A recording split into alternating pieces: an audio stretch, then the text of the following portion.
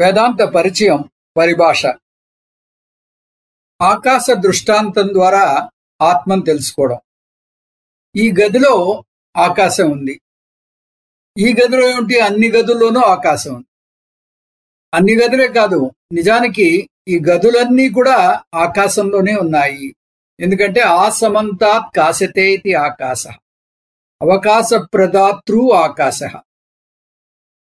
కాబట్టి ముందు ఈ గదిలో ఆకాశం ఉందని మొదలుపెట్టి మనం ఆకాశంలోనే ఈ గదులన్నీ ఉన్నాయనే ఒక తర్కానికి వచ్చాం.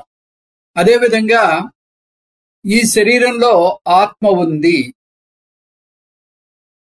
అని మొదలుపెట్టి ఈ శరీరంలోనే కాదు అన్ని శరీరాల్లోనూ ఇదే ఆత్మ ఉంది అంటూ ఆ శరీరాల వరకే పరిమితం కాదు, నిజానికి శరీరాలన్నీ కూడా ఆత్మలోనే ఉన్నాయి అనే సిద్ధాంతాన్ని, అంటే ఆత్మ సర్వం ఆప్నోతి ఇది ఆత్మ, అంతటా నెలకొని ఉన్నదే ఆత్మ.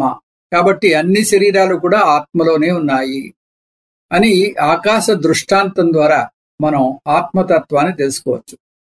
ఆత్మకు ఆకాశానికి లక్షణ దృష్ట్యా అనేక రకాలైనటువంటి పోలికలు ఉన్నాయి. ఆకాశం సర్వవ్యాపకము, ఆత్మ సర్వవ్యాపకము. ఆకాశం అసంగము, ఆత్మ అసంగము. ఆకాశం నిర్వికారము, ఆత్మ నిర్వికారము.